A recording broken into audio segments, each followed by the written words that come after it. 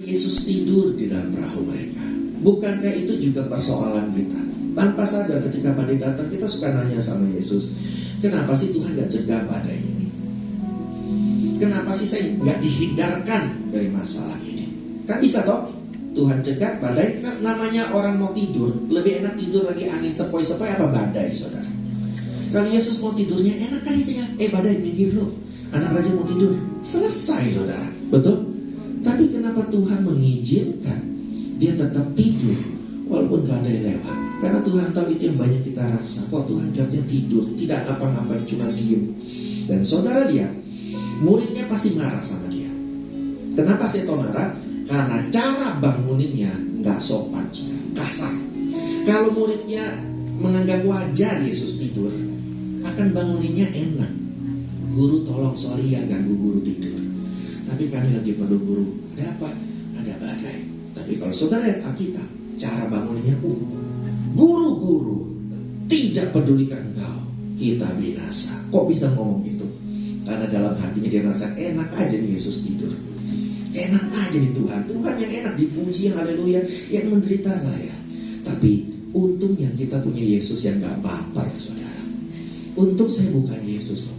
Kalau saya dibangunin cara gitu, saya panggil tuh Petrus. Petrus, apa Nana bilang? Saya gak peduli. Oke.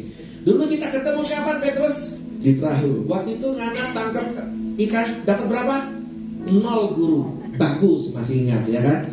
Nah, waktu saya tolong kamu, siapa yang nolong kamu dapat ikan? Guru yang nolong. Jujur ya kan? Berapa banyak ikan yang kamu dapat? Banyak, guru. Hampir kapal saya tenggelam, jala hampir robek, sampai harus manggil kapal lain supaya ikannya bisa ditangkap. Bagus. Sekarang minta maaf, bilang saya gak peduli sama kamu. Betul kan? Tapi Yesus bilang gitu. Walaupun manusia suka kasar sama dia, nyakitin Tuhan, membuat Tuhan sedih, lupa akan kebaikan Tuhan sudah memerdekakan kita dari dosa. Sementara yang lain harus berjuang sendiri tanpa tahu ada jalan yang bisa membawa mereka ke surga. Tuhan sudah bukakan. Tapi kita yang sudah dibukakan kadang-kadang masih kasar, masih lupa, masih tak bersungguh-sungguh kepada Tuhan. Tapi Tuhan tidak marah. Setiap kali kita punya mengalami badai, Tuhan selalu peduli untuk melepaskan kita dari badai masalah kita. Bukankah kita punya engkau Tuhan? Maka saudara, ketika saudara Allah peduli, berasa nggak sih orang boleh egois? Dunia boleh mentingin diri sendiri, tapi rasanya kita kita punya Tuhan yang peduli sama kita. Betul nggak saudara? Karena saudara sadar atau nggak sadar, saudara mengalami firman Tuhan. Nah, satu lagu lagi contoh saudara, arti kehadiranmu. Ini kan lagu kan viral banget saudara ya kan? Jalan mutar terus lagu. Wow. Nah, apa itu? Ini kebetulan Yesusnya tidak ada. Nah, ini lebih repot saudara. Kadang-kadang kita merasa kita punya masalah, kok nggak ada tanda-tanda kehadiran Tuhan. Betul saudara? Kita jujur kan? Katanya Tuhan ada beserta saya. Tapi nggak ada tanda-tanda, yang nggak ada tanda berkat, nggak ada tanda mujizat, tanda pertolongan, tanda penghiburan. Kok saya kayaknya sendiri menghadapi badai ini. Dan itu yang murid-murid Yesus pun alami, saudara. Tapi Alkitab mencatat pukul 3 malam Yesus datang. Buat kita yang di Jakarta atau kota besar, jam 3 malam biasa. Kadang-kadang belum tidur. Betul nggak? Masih kayak enakan scroll TikTok dan medsos yang lainnya. Sampai udah jam 4 baru tidur. Masih terang semua. Tapi zaman dulu jam 3 malam itu jam penderitaan, jam paling gelap.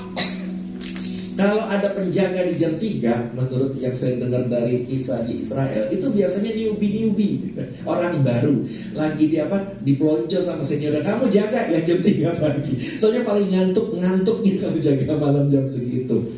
Tapi justru jam tergelap itu, Yesus datang menghampiri murid-muridnya. Apa artinya? Saudara mau tahu nggak kapan Yesus beserta dengan kita? Bukan waktu kita lagi happy, bukan waktu kita lagi sempurna. Pada saat engkau mengalami titik tergelap dalam kehidupanmu, itu justru Yesus datang menghampiri kita. Karena dia mau kehadirannya dalam hidup kita berarti buat kita. Yang mengerti bahwa Tuhan Yesus itu begitu setia, begitu baik buat kita. Boleh tepuk tangan buat dia, amin. Dan kadang-kadang banyak orang yang mempertanyakan kenapa Yesus sampai berjalan di atas air. Ayo, kenapa mesti jalan di atas air? Kenapa nggak diantar? Karena gak ada yang mau ngantar, saudara. Iya dong. Bisa bayangin gak ketika Yesus melihat murid-muridnya lagi di badai? Waduh. Muridku lagi bahaya. Dia langsung minta ke yang lain. Tolong antar saya. Yang mungkin cari ojek. Ayo antar saya ke sana. Murid saya lagi bahaya. Kira-kira mereka jawab apa? Oh siap. Nggak mungkin. Guru besok aja ya. Kenapa ada badai? Nggak mungkin kami ngantar guru. Kami juga punya keluarga di rumah. Kami juga pengen pulang. Tadi kan Bapak Nora juga bilang kalau berjuang itu selalu mikirin keluarga di rumah. Sama dia juga pasti begitu. Besok aja saya antar, gratis dan diskon. Kan? Tapi Yesus pasti mikir, kalau besok saya tunggu, keburu jadi makanan ikan murid saya, ya kan? Jadi apa yang Yesus lakukan? Walaupun tidak yang antar, dia lakukan segala hal, termasuk melakukan keajaiban untuk menolong murid-muridnya. Apa artinya? Seringkali kita kesel karena nggak ada yang nolong kita. Ada kenapa? Jangan kesel ya, sekarang kok semua egois? Bukan gitu. Mereka juga punya masalah masing-masing. Mereka terbatas. Mereka kemampuannya nggak cukup buat nolong kita. Tuhan tahu. Makanya di saat nggak ada yang nolong kita pun, Tuhan nggak nunggu lama. Dia langsung akan datang menolong kita dari segala masalah kita. Tepuk tangan buat Tuhan kita. Itu kenapa di dalam setiap pelayanan saya atau lewat lagu maupun lewat medsos di IG, mungkin ada juga jadi follower IG ya. Saya melayani terus lewat posting-posting firman kemenangan. Atau hari ini saya selalu pengen saudara itu bukan cuma tahu soal firman, tapi mengalami firman. Karena kalau soal tahu ada dua hal. Dia tahu, ya zaman sekarang harus menguasai AI toh, ya kan? Kalau cuma tahu, dan saudara tahu, kalau cuma pengen tahu, saudara pengen tahu kenapa? Sorry ya, antar umat Tuhan suka berantem soal firman Tuhan. Kenapa? Karena sama-sama tahu. Kalau ada satu yang nggak tahu dan satu tahu, nggak akan berantem, tapi diajarin, betul nggak saudara? Oh firman ini ngomongin apa sih? Oh gini loh, bla bla bla bla bla. Oke. Tapi kenapa mereka bisa berantem? Karena sama-sama tahu. Yang satu bilang firman ini bicara begini. Yang satu bilang salah.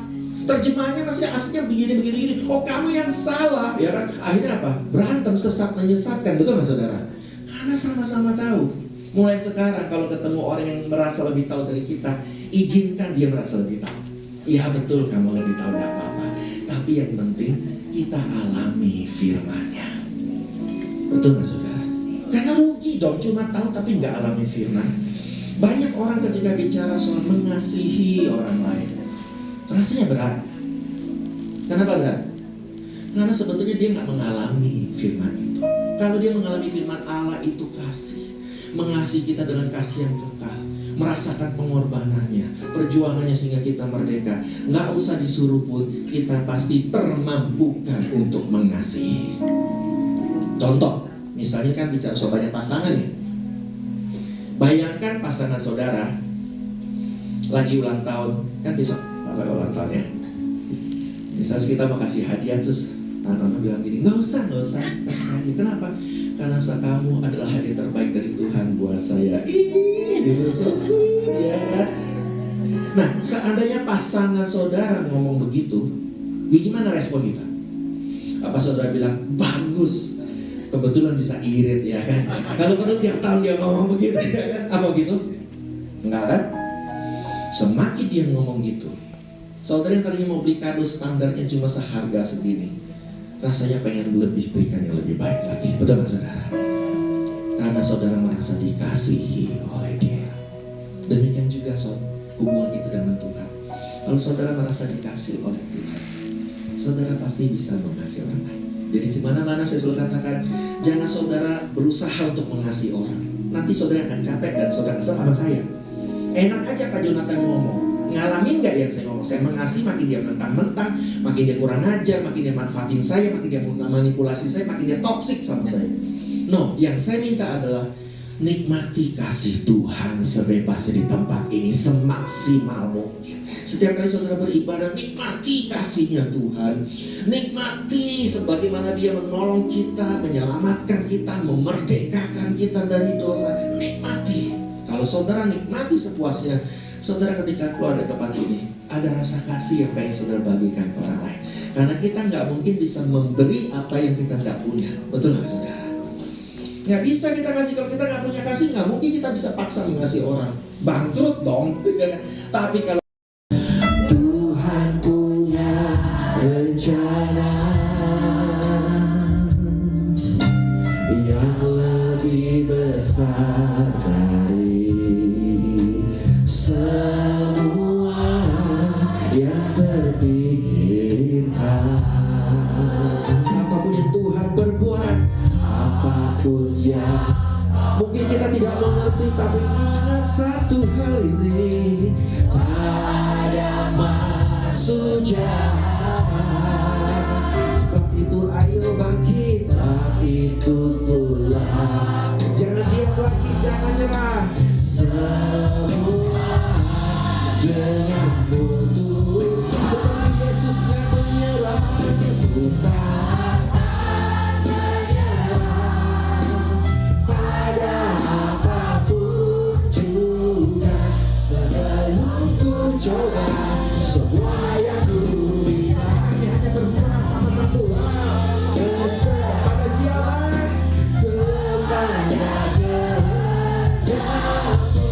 Hatiku percaya Tuhan punya yang tidak mau menyerah seperti Yesus yang menyerah. Katakan terima kasih Tuhan atas kemerdekaan kami.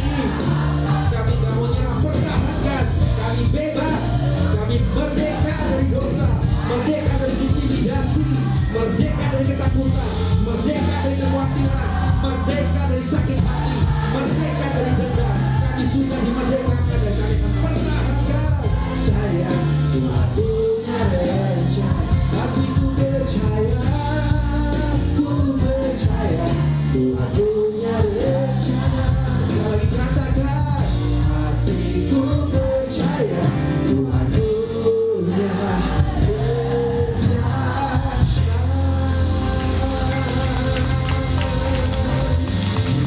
Mari kita berdoa.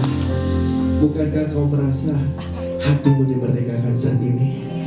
Itu namanya mengalami firman.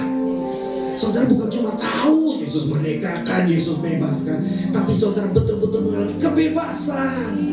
Yang tadinya khawatir menjajahmu, sekarang kau nggak nyerah, engkau lawan. Yang tadinya ketakutan menjajahmu, engkau tidak menyerah. Engkau berkata, aku sudah bebas.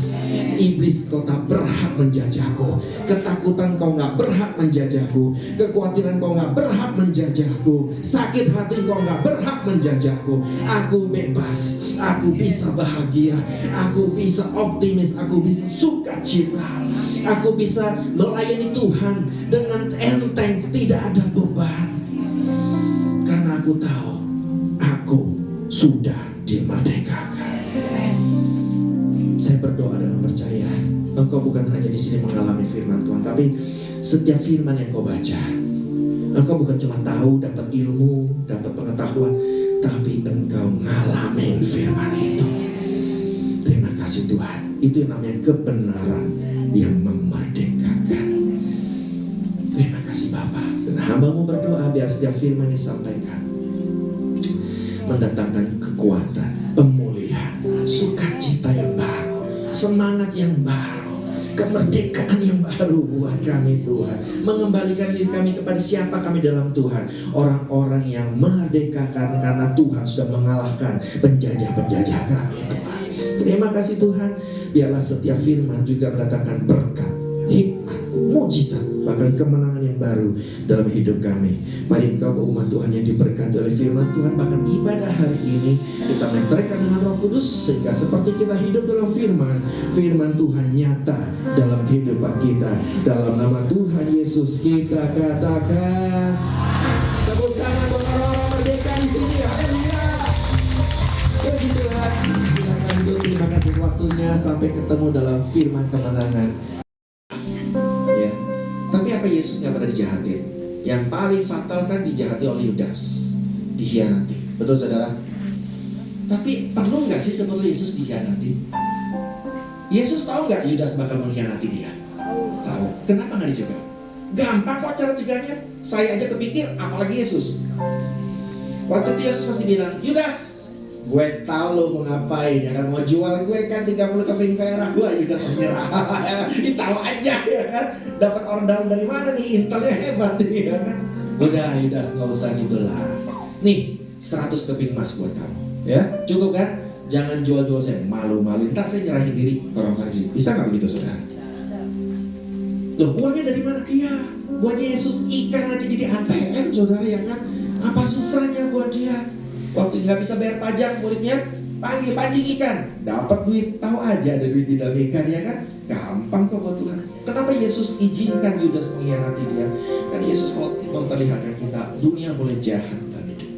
Jangan kau sakit hati, trauma, menjadi stres, menjadi gak bahagia, menjadi mengutuki hidup kita. No, kuatkan hatimu, jangan nyerah. Karena walaupun Yudas mengkhianati Yesus, tetap Yesus tidak terhalangi jadi raja segala raja. Orang boleh jahat sama kita, omongannya boleh jahat, sikapnya boleh jahat, tidak berhak menghalangi kita untuk menjadi pemenang bagi kita yang menguatkan hati. Yang setuju boleh katakan amin. Tepuk tangan buat Tuhan. Haleluya. Kita katakan, ku tak akan menyerah pada apapun juga, sebelum ku coba semua yang ku bisa, tetapi ku berserah kepada siapa? Kepada kehendakmu. Hatiku percaya Tuhan punya rencana. Mari kita bagi bersama-sama, kita nyanyikan. Apapun perkara yang kau alami dalam segala, mungkin aja langsung bisa lupa aja Jonathan. Kenapa? Karena saudara penuh kasih, mengalami kasihnya Tuhan. Demikian juga soal bersaksi. Kita ini orang-orang merdeka, tapi rasanya kalau mau bersaksi tentang kemerdekaan kayaknya sulit banget. Mau ngomong apa bingung ya saudara ya. Nggak heran kalau saudara di restoran, saudara bisa di medsos, bisa cerita restoran yang enak tanpa disuruh tanya. Why? Karena sudah menikmati enaknya restoran tersebut. Betul nggak saudara? Padahal waktu saudara makan, ownernya nggak datang dan bilang tolong ya endorse saya, makin disuruh makin saudara nggak mau. What's the catch? Balasannya apa? Wanikiro kan gitu ya kan? Gue endorser nih, follower gue banyak gitu ya kan? Ayo. Tapi saudara nggak perlu disuruh begitu, nggak perlu dibayar. Ketika ngerasain enak banget ya makan di sini, langsung ingat siapa? Temenmu. Oh dia temen gua harus tahu di tempat ini ya kan? Hidden gem gitu ya kan? Loh, kok bisa gitu? Demikian juga soal kita menikmati hubungan dengan Tuhan. Saya nggak pernah suruh orang, ayo bersaksi. Langsung saudara ngomong apa? Takut nanti di debat dibantah. Tapi kalau saudara menikmati bagaimana Tuhan menyelamatkan kita, menolong kita, kuasa mujizatnya terjadi dalam hidup kita, tanpa sadar kita cerita sama teman kita, saudara kita, karena kita pengen mereka juga mengalami kasih kuasa Tuhan. Betul nggak saudara? Jadi mana hari ini nikmati kasih dan kuasa Tuhan. Saya berdoa hari ini juga saudara mengalami firman bagaimana bahwa kebenaran itu memerdekakan. Karena masih banyak orang yang merasa belum merdeka. Mereka nggak rasa, makanya mereka masih khawatir. Mereka nggak sadar masih dijajah oleh kekhawatiran. Karena mereka lupa mereka sudah dimerdekakan. Ketika anak itu memerdekakan kita, kita sungguh-sungguh merdeka. Amin. Karena kita merasa, walaupun saya sudah kelihatannya jadi anak Tuhan, tapi masih dikuasai kebiasaan buruk, dikuasai kekecewaan, dikuasai kemarahan, dikuasai dengan kata masih dijajah. Karena kita lupa, kita sudah merdeka. Tapi seperti kata Pak Maijen tadi, Pak Maijen kan ya, luar biasa dapat Maijen itu nggak mudah loh saudara. Itu karena Tuhan itu menolong dia untuk berjuang. Nggak mungkin bisa merdeka tanpa berjuang. Kita sudah diberjuang, Tuhan sudah berjuang buat kita. Bagian kita jangan menyerah, berjuang bersama Tuhan, pertahankan kemerdekaanmu. Amin. Mulai sekarang, kita lihat kenapa kita punya alasan. Kita buka firman Tuhan saat ini. Karena saudara perlu kenal siapa Yesus yang saudara sembah. Yohanes 16 ayat 33. Kalau mengandalkan iman kita, mengandalkan kerohanian kita, maka kita gak heran bisa kalah, bisa menang. Karena kita merasa, saya ini bukan siapa-siapa, yang lain doa 24 jam, Saya ini cuma satu jam ngantuk dong.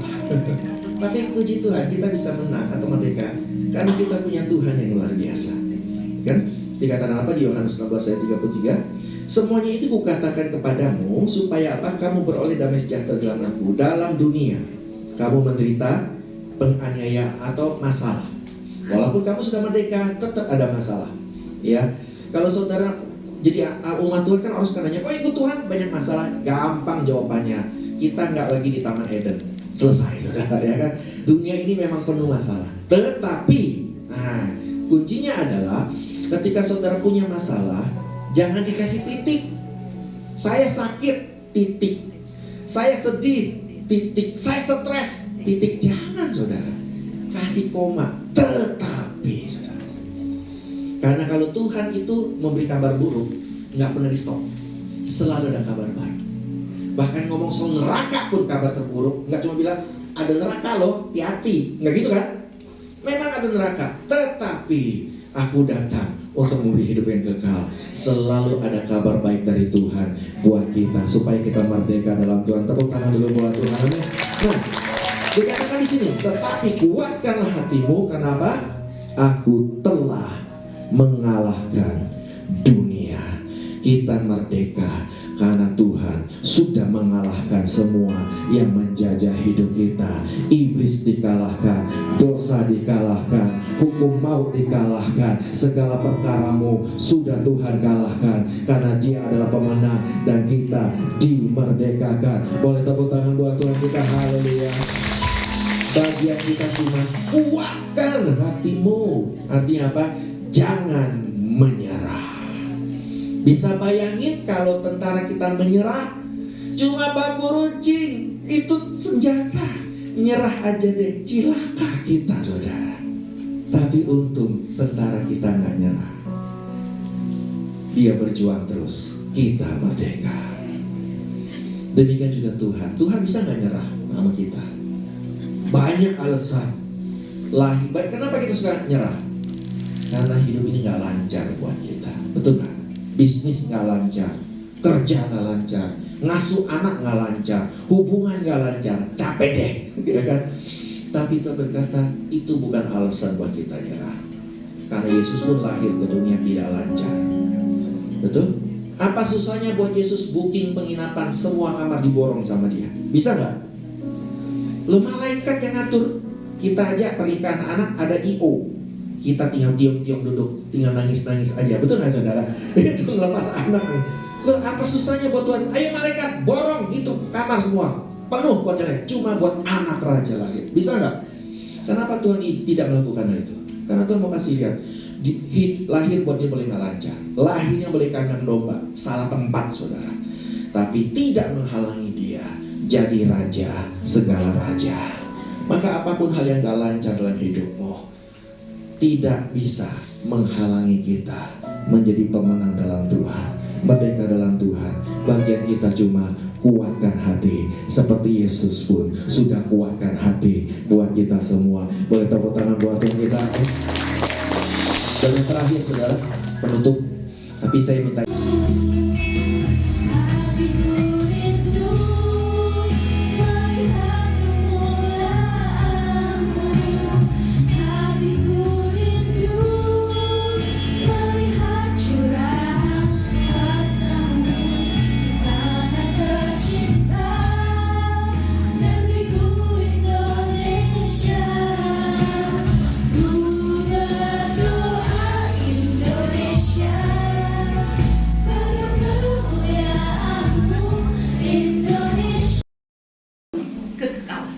kita merdeka karena hidup kita ini selalu dilanda berbagai permasalahan, sehingga jiwa kita itu terbelenggu oleh kepahitan, oleh luka batin, trauma masa lalu, juga merasa diri kebaikan kita nggak dihargai, dendam, semuanya jadi satu.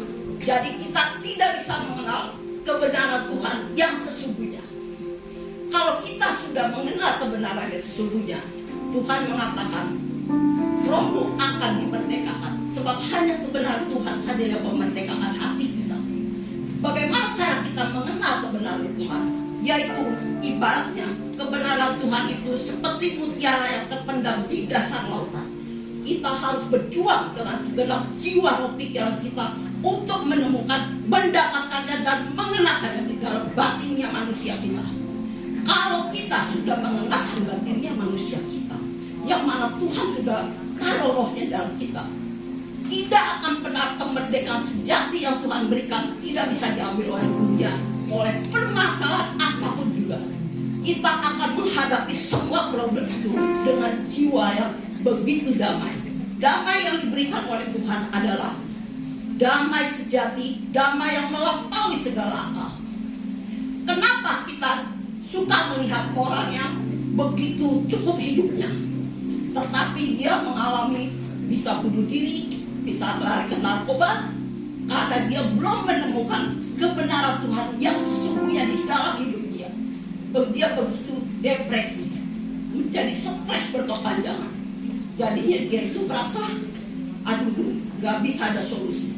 Sebetulnya semua permasalahan di dunia ini selalu Tuhan beri solusi yang terbaik. Dia tidak akan mencobai lebih dari kemampuan kita. Tetapi kalau kita sudah mengalami dia secara pribadi, kita akan tahu bahwa masalah yang terbesar yang tidak bisa diselesaikan siapapun juga, manusia apapun juga, adalah pada saat kita tertolak oleh kerajaan Allah, di mana pada waktu Tuhan mengatakan, aku nyala kau, aku tidak mengenal kamu. Itu adalah hopeless, benar-benar tidak ada harapan. Jadi kalau hati kita sudah dimerdekakan oleh Tuhan, kita akan melihat masalah itu sebesar apapun, kita akan menghadapinya dengan jiwa yang teduh, tenang, tidak khawatir apapun juga, karena kita bisa melewati bersama Tuhan di dalam badai kehidupan. Dan kita yakin bahwa Tuhan pasti kita akan keluar sebagai pemenang, dan kita nggak mudah tersinggung kalau batinnya kita sudah disingkapkan oleh Tuhan. Betul, silakan. Yang baru ada lagi? Yang silakan maju segera. Yang baru pertama kali datang ke pertemuan 5G, silakan maju semuanya. Ada lagi? Ada. Tolong segera maju ke depan. Siapa? Yang baru pertama kali datang ke pertemuan 5G ini ada lagi? Silakan cepat ya maju ke depan. Ada? Oke, Bu Rina akan memberikan bunga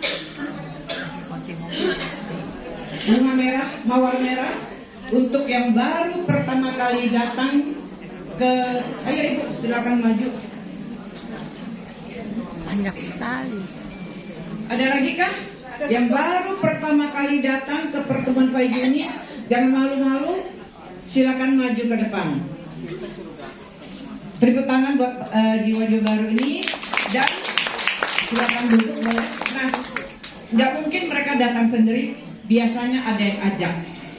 Nah, siapa yang hari ini membawa orang baru datang, silakan maju ke depan, juga dapat hadiah. Saya persilakan Ibu Monica untuk maju ke depan dan memberikan mawar kepada yang membawa jiwa baru, sambil kita menunggu Dewan Juri berpusing-pusing untuk menentukan juara lomba khotbah.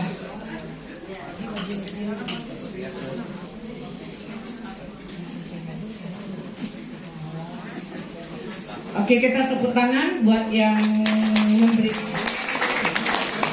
Dan sekarang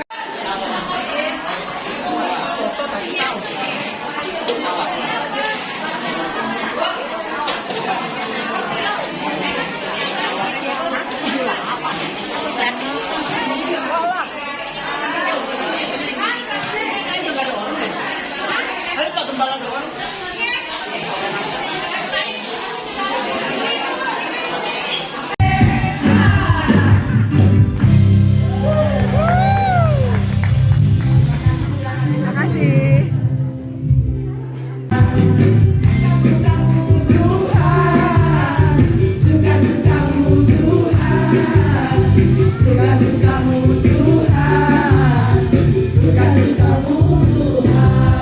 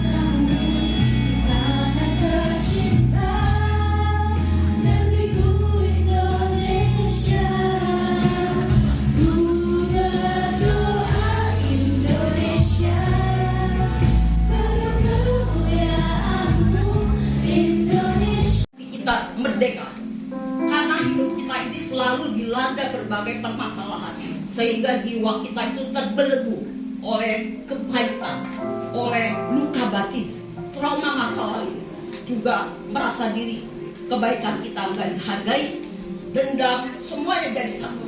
Jadi kita tidak bisa mengenal kebenaran Tuhan yang sesungguhnya. Kalau kita sudah mengenal kebenaran yang sesungguhnya, Tuhan mengatakan rohmu akan dimerdekakan, sebab hanya kebenaran Tuhan saja yang memerdekakan hati kita. Bagaimana cara kita mengenal kebenaran Tuhan? Yaitu ibaratnya kebenaran Tuhan itu seperti mutiara yang terpendam di dasar lautan. Kita harus berjuang dengan segenap jiwa roh pikiran kita untuk menemukan, mendapatkannya dan mengenakannya di dalam batinnya manusia kita. Kalau kita sudah mengenakan batinnya manusia kita, yang mana Tuhan sudah taruh rohnya dalam kita, tidak akan pernah kemerdekaan sejati yang Tuhan berikan tidak bisa diambil oleh dunia, oleh permasalahan apapun juga. Kita akan menghadapi semua problem itu dengan jiwa yang begitu damai. Damai yang diberikan oleh Tuhan adalah damai sejati, damai yang melampaui segala akal. Kenapa kita suka melihat orang yang begitu cukup hidupnya, tetapi dia mengalami bisa bunuh diri, bisa lari ke narkoba, karena dia belum menemukan kebenaran Tuhan yang sesungguhnya di dalam hidup dia. Dia begitu depresi, menjadi stres berkepanjangan. Jadinya dia itu merasa, aduh, gak bisa ada solusi. Sebetulnya semua permasalahan di dunia ini selalu Tuhan beri solusi yang terbaik. Dia tidak akan mencobai lebih dari kemampuan kita. Tetapi kalau kita sudah mengalami dia secara pribadi, kita akan tahu bahwa masalah yang terbesar yang tidak bisa diselesaikan siapapun juga, manusia apapun juga, adalah pada saat kita tertolak oleh kerajaan Allah, di mana pada waktu Tuhan mengatakan, aku nyala kau, aku tidak mengenal kamu. Itu adalah hopeless, benar-benar tidak ada harapan. Jadi kalau hati kita sudah dimerdekakan oleh Tuhan, kita akan melihat masalah itu sebesar apapun, kita akan menghadapinya dengan jiwa yang teduh, tenang, tidak khawatir apapun juga, karena kita bisa melewati bersama Tuhan di dalam badai kehidupan. Dan kita yakin bahwa Tuhan pasti kita akan keluar sebagai pemenang, dan kita nggak mudah tersinggung kalau batinnya kita sudah disingkapkan oleh Tuhan.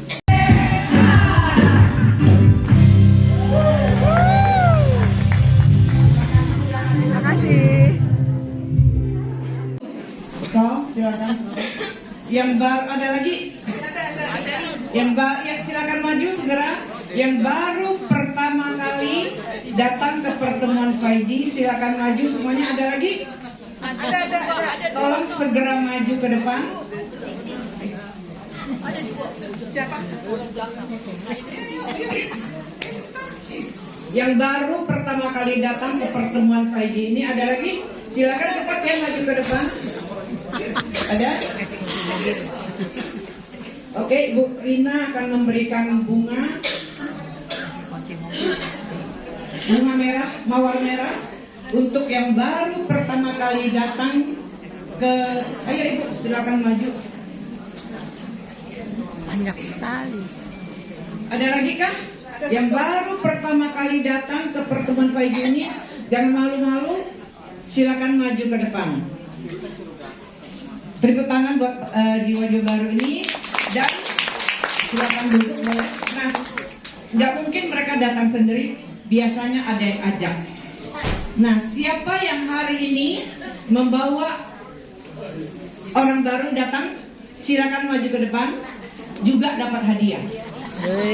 Saya persilakan Ibu Monica untuk maju ke depan dan memberikan mawar kepada yang membawa jiwa baru, sambil kita menunggu Dewan Juri berpusing-pusing untuk menentukan juara lomba khotbah.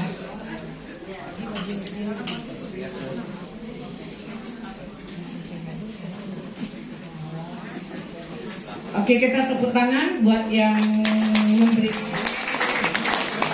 Dan sekarang